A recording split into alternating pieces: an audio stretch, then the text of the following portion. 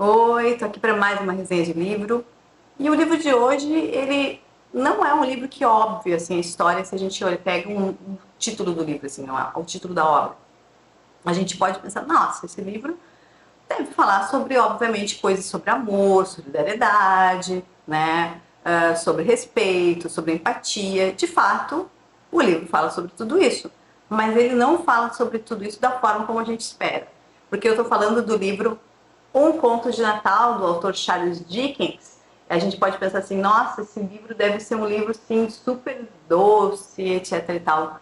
Ele é, mas ele é muito mais do que isso, porque ele é uma grande reflexão, uma grande crítica, né, à sociedade, sobretudo ao modo como a gente vive, né, a nossa vida de um modo geral. E é sobre esse livro que eu quero falar com vocês hoje. Vamos então conhecer um pouquinho de Um Conto de Natal do Charles Dickens. Vamos lá? Então vamos lá, né, gente? Só que hoje eu quero começar fazendo um pedido para vocês que normalmente eu não faço nos meus vídeos, né? Pedir para que vocês se inscrevam no meu canal, comecem a me seguir nas redes sociais. Se vocês gostarem, obviamente, da resenha, dá um like na resenha, deixem comentários, porque isso é muito importante para mim. Eu estou começando nesse meio aqui, né, de internet, e espero que eu consiga, né, fazer um bom trabalho aqui. E para isso eu conto com o apoio de todo mundo que puder e gostar, né, do meu trabalho. Então, se você puder, deixar um joinha aí e começar a me seguir vai ser bem importante, tá bem? Bom, então vamos falar do livro, finalmente. Vocês sabem que quem já viu algumas resenhas minhas, sabe que eu normalmente dou uma pequena parte aqui técnica do livro, nada muito profundo, porque o que eu faço aqui, na verdade, é trazer para vocês a minha opinião, o que eu senti com o livro, o que o livro me passou, o que o livro me tocou. Tem alguns dados que eu trago para vocês, mas acho que esse tipo de informação também, hoje com toda a questão que a gente tem de acesso à internet, fica fácil para todo mundo, né? Se vocês quiserem buscar mais, mas eu trago alguns elementos que eu acho que são interessantes, que são importantes, tá? Essa edição aqui da Antofágica é muito bonitinha, tem uma ilustração linda, as ilustrações do livro, são pequenas ilustrações, mas são muito fofas, muito bonitas, deixa eu mostrar para vocês, né? E o tradutor dessa edição aqui é o Leonardo Alves, né, que eu falei para vocês que eu quero falar sempre agora dos nossos tradutores. O subtítulo da obra é Uma História Fantasmagórica de Natal. Esse livro foi publicado em 1843 e o Charles Dickens já era o Charles Dickens, tá? Ele não foi um livro de início, não, ele já era um cara bem famoso. E para vocês terem uma noção, tá?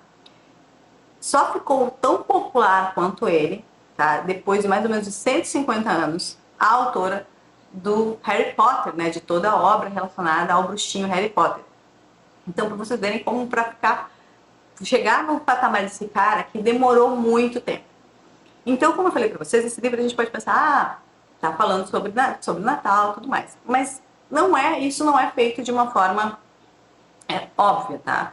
Porque ele vai pegar um personagem central, né? Que esse personagem se chama Ebenezer Scrooge, tá? Que é um ricaço, sovina, e é um cara que é um explorador dos trabalhadores dele, para fazer justamente conduzir essa história, para a gente tentar imaginar se colocar nesse lugar, né? De revistar ou revisitar a própria vida.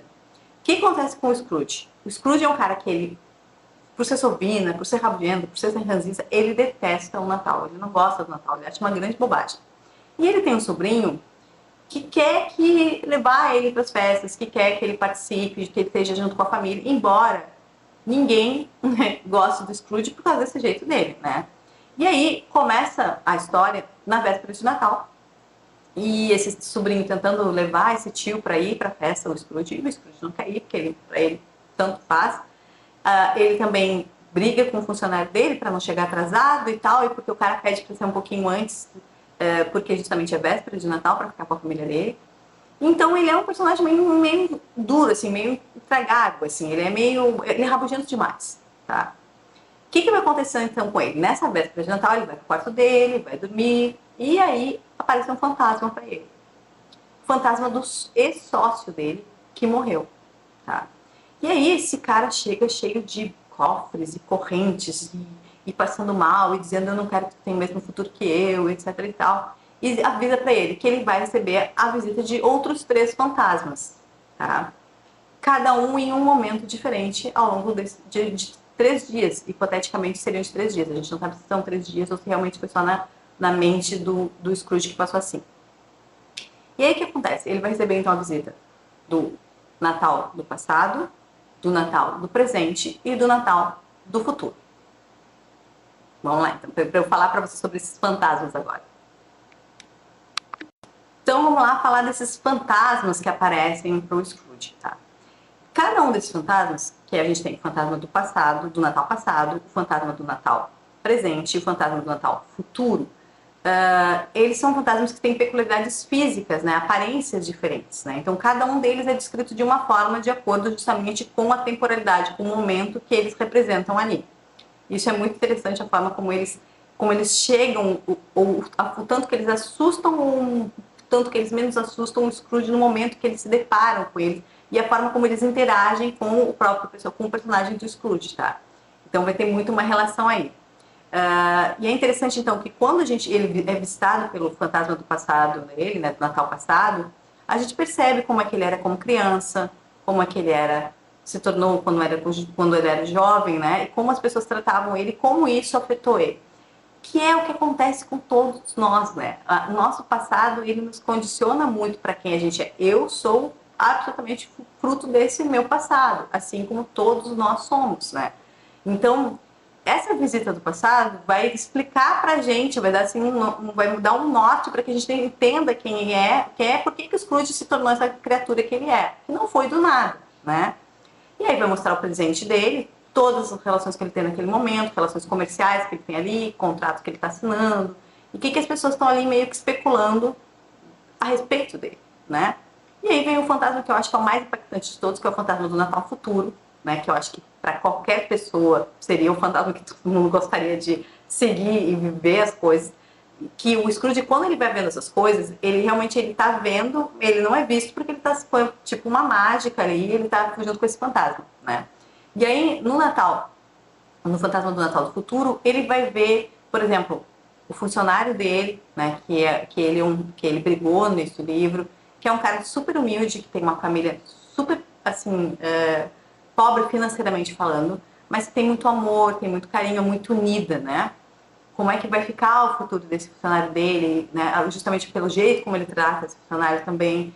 Ele vai ver o que as pessoas de fato, efetivamente pensam dele, né? O que as pessoas querem dele de verdade. E vai ver justamente o sobrinho dele, como é que o sobrinho dele reage, está falando nesse Natal lá do futuro, que é o Natal que ele não participa, que ele não está participando porque ele não quis ir. Então, o Dickens tem personagens aqui muito carismáticos, a forma como eles se apresentam pra gente, o próprio Scrooge é um personagem carismático, ele é aquele velho rabugento que a gente gosta, que a gente quer fazer o bem para essa pessoa, embora ela não queira. Tem uma parte muito engraçada que é bem no início, que o Scrooge tá com um amigo dele, fantasma do amigo dele, do sócio dele, do amigo do ex-sócio, né? E aí o ex-sócio disse, olha, esses 3 fantasmas vão vir em momentos diferentes, e hora tal, tal, tal, tal. E aí eles dizem assim, bah, mas eles não podiam vir todos uma vez só? Para poupar tempo, porque ele é tão sovina que ele não quer perder tempo. E aí eu entro numa coisa interessante que das minhas viagens, né? Porque o tempo é a coisa mais preciosa que a gente tem. Mas a gente não está falando aqui em tempo em questão só financeira, que é só o que o Scrooge pensa. É só na questão das finanças, é só na questão do dinheiro, é só na questão de ter toda essa coisa da empresa dele. E aí vem muito a crítica que o Dickens faz à questão do proletariado, da exploração desse proletariado, que está na figura do funcionário do Scrooge, que é o cara lá super humilde, super querido, que tem essa família lá. Então, é um livro que ele está tratando muito para além do que a gente pensa.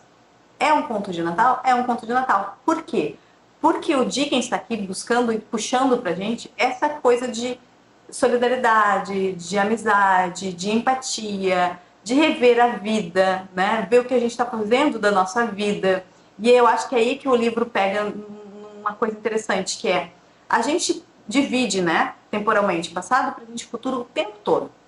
Só que essas coisas, na verdade, estão sempre junto com a gente, né? Nosso passado não está há 5 anos atrás, né? Ele está agora aqui, né? Comigo, na minha memória, em todas as coisas que aconteceram comigo. Assim como o futuro também, porque eu tenho essas preocupações que eu tenho com o futuro, o que vai acontecer da minha vida, né? Embora hoje a gente veja muito essa coisa né, da positividade tóxica e da positividade legal também, né, que é que a gente tem que viver um momento presente, temos que viver um momento presente, eu não posso me preocupar muito com o futuro, gera ansiedade, temos uma geração de pessoas ansiosas, né, a gente está sempre muito preocupado com o futuro.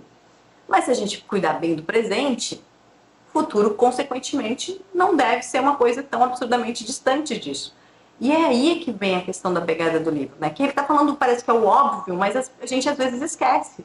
Porque a gente vive sempre nesse looping eterno, né? De estar ou muito melancólico, muito triste pelo nosso passado, ou muito preocupado, ou muito ansioso pelo nosso futuro, né? Esquecendo que tudo tem a ver com o diazinho de hoje, que é o que a gente tem no momento na mão, né? O passado a gente não muda, o futuro a gente não chegou ainda, né?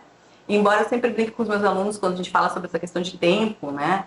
Nas aulas de filosofia, eu digo assim, olha, quando vocês acordaram hoje de manhã, agora são 10 horas, e se eu fizer o passado, ou é um momento, é hoje, é o presente, né? E daqui a 10 minutos para frente, será que já é o futuro ou não? Então a questão da relatividade do tempo, nosso amiguinho Einstein já falava sobre isso, né? Então faz com que a gente tenha, na verdade, a gente perca a noção de que o tempo é uma coisa só, né? O tempo é uma coisa só, efetivamente. E quando a gente pensa nisso, que a gente pensa nas consequências das nossas ações, a gente trata o tempo com mais carinho, né? A gente trata ele com mais preciosidade, mas não com a preciosidade só da questão de lucro, né? Esses tempos eu fiz aniversário e aí eu estava agradecendo as pessoas que tinham tirado um tempinho do dia para me dar um feliz aniversário, porque o tempo é muito precioso. É uma das coisas mais importantes que a gente tem. O tempo é a nossa vida, né? Então, e aí também, pensando nessa crítica à questão econômica, né? O Natal vem essa data marcante pra gente, esse tempo de paz e de amor, mas o Dickens quer ir para além disso, ele quer que isso seja um espírito que mova as pessoas, né? Tanto que essa ideia de espírito natalino vem com esse livro, vem justamente com essa ideia, que corroborou, esse livro do Dickens, Um Conto de Natal, corroborou para filmes, para peças de teatro, né? Para musicais, ele mudou a concepção da visão do Natal de uma forma geral. A indústria, obviamente, se aproveitou disso, porque a gente sabe que o Natal tem tudo isso, tem toda essa questão emotiva, né? Nos emociona e tudo mais. Está atrelado com o nosso período de férias, em que a gente vai poder finalmente descansar um pouquinho, ter o aconchego do lar e tudo mais. Mas, ao mesmo tempo, a gente sabe que a indústria se apropria dessa ideia bonita do Natal para fazer disso um produto, né? Que é uma coisa triste, né? Por isso que esse livro do Dickens, até foi bom eu pegar e fazer a resenha agora, num período completamente fora do Natal, porque justamente o que ele quer é dizer, o Natal não é só uma data, o Natal é uma forma de viver, né? Que é essa coisa alegre, solidária, amorosa, que é o que a gente, de um modo geral, pensa. Quando a gente pensa em Natal, a gente pensa nisso. São palavras que automaticamente a gente vincula à ideia de Natal. E isso tem relação direta com esse livro aqui, que é um livro super fofo, super divertido, os personagens são muito carismáticos, são muito queridos. O Scrooge, apesar de ser um rabugento, é um fofo, tá? E eu gostaria que vocês dessem uma oportunidade para esse livro, para essa leitura, né? Eu acho que eu não falei para vocês, eu não sei se já falei nisso do vídeo, eu me esqueci, mas se eu já falei, eu falo de novo, que a tradução é do Leonardo Alves, tá? Então, deem uma chance para essa tradução tão bonita, para essa edição tão maravilhosa da Antofágica, tá? Que vai fazer, eu tenho certeza, vocês se divertirem, rirem um pouquinho e pensarem, né? Se vocês fossem visitados por algum desses fantasmas, se vocês iam olhar para o passado e iam ficar felizes, se vocês iam olhar para o futuro e iam ficar surpresos, né? Que eu acho que a gente também sempre tem essa coisa de querer saber o que vai acontecer com a gente, né? Olha a ansiedade. Famosa ansiedade da nossa sociedade, tá? Então fica aqui o convite para vocês lerem, conhecerem, se divertirem, se emocionarem, darem umas boas risadinhas, tá? Com esse livro que é uma fofura do Charles Dickens, tá? Que é um clássico. E um clássico só é um clássico por quê? Porque ele perdura no tempo. Passam-se os anos, passam-se os séculos e as consequências das ações humanas, o modo de viver, as emoções permanecem porque o ser humaninho, a gente evolui tecnicamente, né? Uma série de outras coisas a gente muda, obviamente, alguns valores, mas no fundo o humano é humano, né? Então fica aqui o meu convite para vocês conhecerem essa obra tão legal, tão divertida e que traz muito para a gente pensar sobre as consequências das nossas ações, tá bem? Beijo grande, até a próxima.